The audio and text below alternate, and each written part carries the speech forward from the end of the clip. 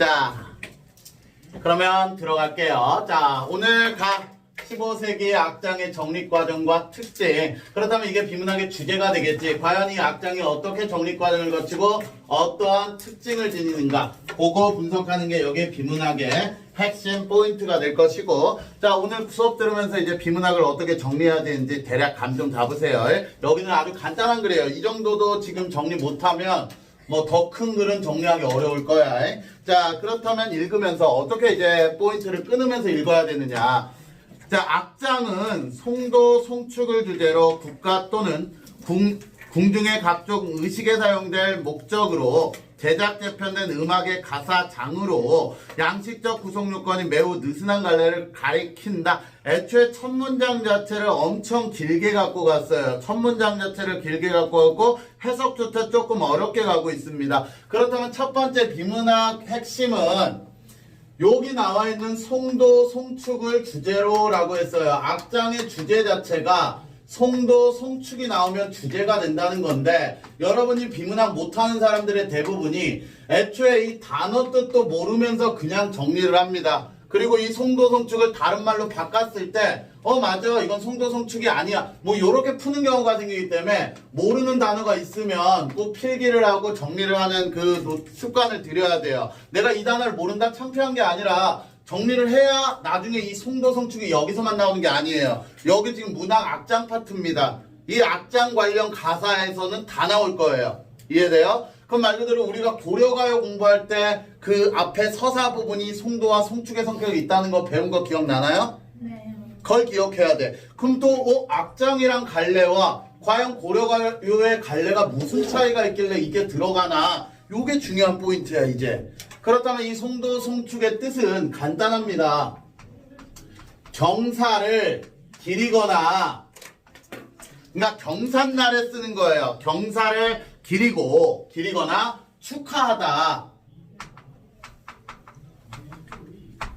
그럼 우리가 또 조선시대로 돌아간다라고 친다라면 자, 조선시대로 갈게요. 여기서 또 뭐가 되느냐? 경사를 기리다 또는 경사를 축하하다. 이 모든 게 누구 덕분일까요? 이렇게 나라에 큰 경사가 있는 건 왕이에요. 그럼 여기서 또 송도, 송축의 성격은 왕을 찬양하고 예찬하는 그런 내용이 주를 이루는 것들이 송도, 송축이에요. 그러니까 말 그대로 조선시대는 철저하게 왕권사회이기 때문에 그럼 이 악장의 성격이 철저하게 요 내용과 관련이 있겠다. 경사와 관련됐구나. 왕을 찬양하거나 예찬하는 내용들이 악장이라고 볼 수가 있겠구나. 요게 이제 기본적으로 깔려야 돼. 오케이? 그러니까 요게 만약에 해석되면 이건 정리 안 해도 돼요. 그냥 맞다. 악장은 송도, 송축의 성격이 있다. 요 정도로 알고 지나가면 되겠지만 일단 끝까지 읽으면 악장은 송도, 송축을 주제로 국가 또는 궁중의 각종 의식에 사용될 목적으로 제작 재편된 음악 가로치고 악의 가사 장으로 양식적 구성 요건이 매우 느슨한 갈래를 가리킨다. 그렇다면 악장에 대해서 1문단의 첫 번째 문장 1문장 나중 되면 1문단만 정리하면 끝나요. 1문단만 있고 전체 내용이 이해가 되면 되지만 아직은 비문학 독해를 처음 해본 사람은 1회 1문장 짧게 정리 1회 2문장 짧게 정리 그리고 1회 3문장은 쓰잘데기 없으니까 버리고 1회 4문장 정리 요렇게 문장별로 정리를 좀 해줘야 돼. 알겠어? 그렇다면 1회 1문장을 선생님과 짧게 정리한다면 핵심은 악장의 주제 그리고 목적. 자, 여기서 보면 주제가 아까 송도, 송축 그리고 목적이 의식의 사용 그리고 핵심 포인트가 악장의 뜻풀이가 나와 있어요. 니들은 못 찾았겠지. 악장의 뜻풀이가 나와 있고요. 그 다음에 가장 중요한 게 나는 이거라고 생각해요. 형식적 구성 요건이 그럼 이걸 내가 나만의 의역해가지고 나중에 나한테 물어보면 돼요. 선생님 제가 이렇게 의역했는데 맞나요? 형식이 자유롭다는 거예요. 즉 다른 갈래에 비해 양식적 구성 요건이 매우 느슨한 갈래라는 건 형식이 좀 다른 갈래에 비해서 자유롭다라는 측면이 있어요. 이걸 전체를 읽어보면 이게 가장 중요하다는 걸 알 거예요. 형식이 정말 자유롭다라는 거. 자, 그렇다면 악장의 주제는 이렇게 송도, 송축 나왔고요. 그럼 여기서 목적에서 이제 다른 시험 문제로 출제를 한다면 목적 문학의 한 종류로서 볼 수 있다 라고 이제 엮인다라면 여기서 나온 대로 의식에 사용될 목적이니까 목적 문학 파트로 정리가 됩니다. 그리고 여기서 니들이 이해하기 쉽게 여기 뜻풀이 잘 봐. 결국 음악의 뭐다? 악장은 가사예요. 요거 지금 이해가 안 되면은 끝까지 이해하기 힘들 거예요. 악장이랑 갈래는 음악의 가사입니다. 이해됐어? 그래서 말 그대로 우리가 노래가 있고 그 가사가 있다라면 이 악장은 가사 파트라는 거 기억하세요. 자, 두 번째 문장. 이 갈래는 어느 시대에나 존재하며, 이 갈래는 어느 시대나 존재하고 국가 건국 초기에 제작이 집중되지만, 내가 중요하게 여기하는 거 이 but 뭐뭐 하지만, 그럼 요 앞에 건 버리세요. 정리하지 말란 얘기야. 요건 이렇게 되지만 그 뒤에 뭐라 했냐? 국가의식이 새롭게 만들어지거나 변화가 있으면 그때마다 제작되고 새로운 악장으로 교체되곤 한다. 그렇다면 말 그대로 요 뒤에 핵심은 그때 뭐 할 수 있고 제작할 수 있고요. 그때 새로운 가사로 교체될 수 있다. 왜? 여기 연결되잖아. 형식이 어떻기 때문에? 자유롭기 때문에 그때 제작해도 그만이고 그때 교체, 이 가사를 바꿔하는 것도 괜찮다 라는 설명이고요. 자, 세 번째 문장으로 들어가서 한국 문학사에서 악장은 조선 건국 초기인 15세기에 다수가 창작되면 이 과정에서 다소 흥미로운 점이 발견된다. 버릴게요. 왜? 세 번째 문장은 15세기, 제목이 15세기 악장이에요. 굳이 이거 정리할 필요는 없죠. 그리고 만약에 문제 풀다가 찾을 때 3번 같은 거 정리 안 해도 머릿속에 이 정도의 짧은 지식은 들어간 거 아닌가? 그렇다면 1문단은 나는 요렇게 정리. 나중에 요것도 정리하는 법 공부해야겠죠. 여기를 줄여서. 그러니까 최대한 줄이는 거야. 내가 얼만큼 줄일 수 있는가. 그리고 그걸 읽었을 때 맞아. 1문단 전체 내용이 이런 거였지. 이해되면 이거는 끝난 거예요. 자, 그 다음 이제 두 번째 문단으로 들어가도록 할게요. 자, 그럼 1번 문단의 핵심. 악장은 뭐다? 음악의 가사다. 그리고 형식이 자유롭다. 그때마다 제작하고 교체한다. 요렇게 쑥쑥쑥 끝. 오케이. 자, 그럼 두 번째 문단. 조선 건국 이후 국가 경영자들은 예약과 문물을 정비하는 과정에서 당연히 건국 이후니까 국가 경영자들은 왕 그리고 지배층들이 되겠죠. 예약과 문물을 정비한다. 맨날 나오지만 모르는 단어 요거랑 똑같죠. 그럼 단어집을 정리하면 딱 좋겠죠. 예악 스프리 모르지?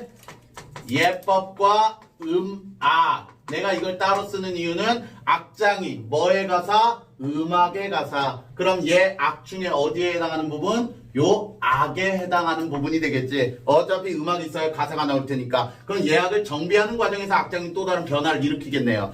예악과 문물을 정비하는 과정에서 문물은 안 쓸게요. 뭐 법률, 학문, 예술, 종교 이런 모든 것들이 문물들이에요. 물건들 얘기하는 게 아니야. 국가의 재래 및 연양에 사용할 악곡의 가사에 관심을 두었다. 자, 그렇다면 국가 초기에 이 문단의 첫 번째 문장의 핵심은 뭐라고 정리할까? 핵심 포인트는 여기겠죠? 재래 그리고 연양.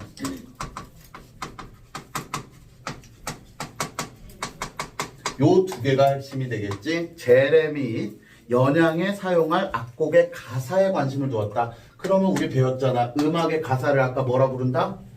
악장. 그럼 재래 및 영양 때문에 악장에 관심이 있었다. 이렇게 연결이 되는 거겠지. 결국 같은 말 바깥이겠지만 결국 악장에 관심이 있었구나. 그럼 악장을 이제 재정비를 해야겠지. 자, 예약을 통한 국가 운영이 중요하다고 여겼기 때문이다. 자, 두 번째 요건 써놔야지. 예약의 중요성. 두둥. 그럼 예약이 중요하다는 건 아까 음악이 중요하다는 거고, 그럼 음악의 가사인 악장이 정말 중요하다는 얘기가 되겠지. 이해됐어? 나중에 이거 다 줄여서 쓰는 거야. 지금은 이렇게만 연습을 하는 거고. 결국 이유가 여기 1문단에 Y에 대한 답이 요 2번에 나와 있는 게 되겠죠. 왜 제레민 영향에 관심이 많았고 악장에 관심이 많았냐? 예약이 중요하기 때문에. 너무나 중요하기 때문에 관심을 가졌다. 그래서 악장에 관심을 가질 수밖에 없었다. 요게 연결이 될 것이고.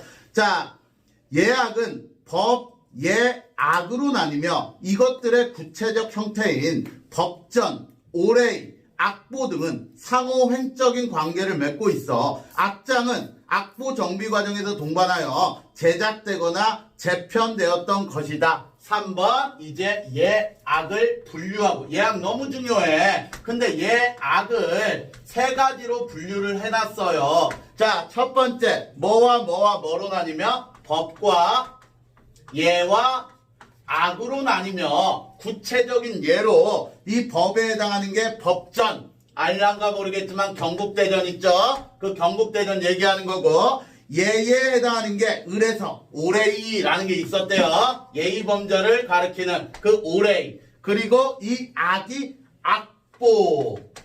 당연히 여기서 악장에 관심이 많았고 예악이 중요하고 예악은 범, 예, 악으로 나뉘고 또 이 악과 연결이 되겠네요. 이 악보의 관심. 얘네들이 상호횡적인 관계가 있다. 그럼 윤빈아 여기서 상호횡적인 관계라는 건 종적은 종속되는 거지. 횡적은 각각 즉 어떤 관계라고 말을 바꿀 수 있냐? 전부 다 대등한 관계다라고 말을 바꿀 수가 있어요. 그만큼 이 법보다 예보다 악보다의 개념이 아니라 셋 다 대등하게 중요하다. 그럼 악장 또한 정말 중요하다라고 이야기 쫙 되는 거야. 당연히 이 악보가 악장과 연결이 되기 때문이겠지. 그때마다 제작되고 재편성됐다. 그래서 악장과 법, 의뢰, 음악과의 관계들 설명을 했고요. 이 문단은 이렇게 되겠네요. 3문단. 국가의 의식 가운데 재래와 연양은 비교적 중요한 위치를 차지한다. 1문단 정리 안 해도 되겠죠? 여기서 예악이 그만큼 중요하다는 걸 얘기를 했기 때문에 한 번 더 반복하는 게 되겠지. 재래 및 영양이 중요하다. 어떻게 읽을지. 오케이. 선악 및 유교 성현에 대한 추모를 통한 국가 기강 확립, 안정적 생산력에 대한 염원 등이 재래의 목적이라면 군신 간의 화합을 통해 원활한 국정 운영과 민생 안정을 도모하는 게 연양을 베푸는 까닭이기 때문이다. 그렇다면 3문단의 두 번째 문단이 중요할 것 같아요. 즉, 두 개로 나눠서 재래와 연양에 지금 뭐를 밝히는 부분이 되느냐? 바로 목적을 밝히는 거. 가장 중요한 부분이야. 여기서 재래와 연양의 차이점. 요 재래와 연양의 목적을 밝히고 있습니다. 말 그대로 재래의 목적이 선왕 및 유교 성현에 대한 추모를 통한 국가기관 확립, 안정적 생산력에 대한 염원. 자, 그렇다면 내 식으로 바꿀게요. 그럼 재래의 목적은 요거 단어 뜻 재래 그냥 쓸게. 요거 제사야. 제사 올리는 거야. 말 그대로 옛 성현들에 대한 제사를 올리는 거야. 공자님 제사 올리고 옛 태종대왕, 태조 요런 사람들 제사 올리는 거야. 그리고 저 하늘의 신께 비는 제사야. 나라 잘 되게 해달라고. 그렇다면 바꾼다라면 이 재래의 목적은 엄숙하며 진지한, 경건한 요런 목적이 지니고 있을 거예요. 이해돼요?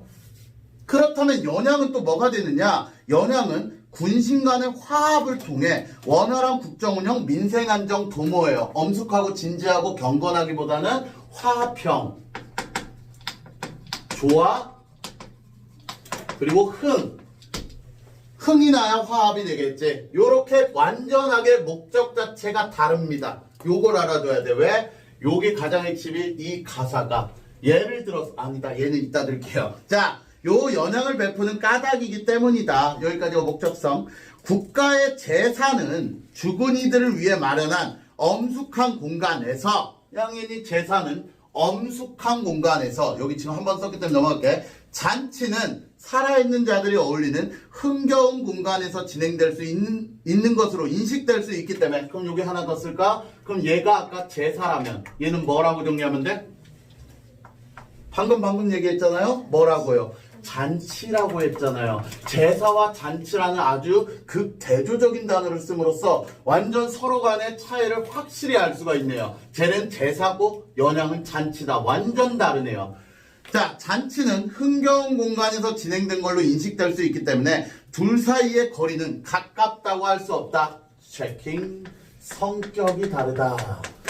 완전하게 성격이 다른 파트입니다. 제사와 잔치는 성격이 달라요. 따라서 목적에 맞는 악장을 그럼 따라서 목적에 맞는 악장이니까 다시 악장이 뭐라고? 가사라고 했지? 그럼 이 가사 내용 자체가 제레했을 거면 엄숙하고 진지하고 경건한 가사를 담아야겠지. 파리 피플 이런 거 여기 제사 여기다 넣으면 안 되지. 가사 자체가 너무 이상해지지. 파리 피플 이거는 여기 잔치 예가사로 써야지. 요 가사로 파리 피플을 쓴다라는 거. 뭐 말도 안 되는 거지. 제사 지내는데 누가 파리 피플을 외치고 있어. 그럼 가사집을 바꿔야지. 그래서 여기서 얘기하는 거야. 목적에 맞는 악장을 각각 새롭게 제작하거나 기존의 것들을 재편했어야 된다. 그럼 또 이게 어디랑 연결될까? 그냥 있던 거 쓰면 되지 왜 각각 제작하고 각각 재편할 수 있느냐? 형식이 자유라서 그때그때 쓰면 돼. 근데 고려가이나 시조 같은 건 형식이 딱 정해져 있잖아. 3.69, 45자 내외 하면서 그거 다 맞추려면 짜증날 거 아니야? 근데 얘는 그냥 만들면 돼. 그냥 만들어가지고 새롭게 만들어서 제작해버리면 된다 이거지. 근데 핵심 뭐다? 요 각각 얘 것 따로 얘 것 따로 해야 돼. 가사집 자체를. 예를 들어서 한 번 가사 만들고 계속 우려먹는 거야 얘네들은. 그런데 이제 3분단에 가면 하지만 요거 쓸고 왔다. 이게 일반적 상식. 당연히 여기까지 여러분도 다 상식이라고 여길 거야. 파리 피플을 여기다 넣을 수 없다는 거. 자 이제 네 번째 문단 하지만이 나왔어요. 내가 얘기했지? 번 나오면 항상 그 뒤가 별별별이라고. 비문학에서 묻고 싶은 것도 이 뒤에 걸 묻고 싶은 거야. 작가가 말하고자 하는 부분이 이 부분이기 때문에. 하지만 몇몇 악장은 이러한 상식을 넘어 존재한다. 그럼 국현이 너무나 친절하게 설명해 줬기 때문에 이 상식을 넘어간다라는 건 상식을 뭐 해버리는 게 돼? 파괴한다라는 게 되겠지? 그럼 아까 예를 들었지? 파리 피플 이 음악을 어디다 쓸 거야 지금? 제사에 쓰면 이게 상식이 파괴되는 게 되겠지? 그 가사를 이 제사에다 쓸 거예요. 그 대표적인 예로 나오는 게 용비협청가와 종묘 제례 악장이 되겠습니다. 그렇다면 요 상식 파괴한 거의 예로서 용비 줄여서 그리고 종묘 제례 악장 요게 되겠다. 자, 용비협청가는 이따가 배울 거지만 종묘 제례 악장이라고 나왔으니까 당연히 종묘 제례 종묘의 뜻 알아야겠지? 그럼 종묘가 뭔데? 모셔놓은 것, 즉 선왕들을 모셔놓은 거야. 즉 선왕에 대한 제사가 되겠지. 그럼 선왕을 위한 제사니까 당연히 제례식으로 가야 되는 거 아닌가? 그치? 자, 이 대표적인 예이다. 용비어청가는 그렇다면 이제 5문단부터 아니군요. 아직 3단이죠. 자, 용비어청가는 여기서부터 이제 요 1, 2, 3, 4 무시하고 갈게요. 용비어청가에 대한 정리 확실히 들어가 봅시다. 자, 용비어청가는 애초 세종 때 종묘 제례에서 선왕의 덕과 공을 칭송하기 위해 제작한 악장이었다. 그럼 용비어청가의 처음은 애초니까 1번 처음은 목적이 뭐였다? 제례였다? 연양이었다? 종묘 제례에서 선왕의 덕과 공을 칭송할 거야. 그럼 제사가 되겠지. 즉 용비어청가의 애초 목적은 제례였다가 돼요. 그러니까 이해콜? 그럼 용비어청가는 제례였는데 악장 이어스 나 나왔지 또?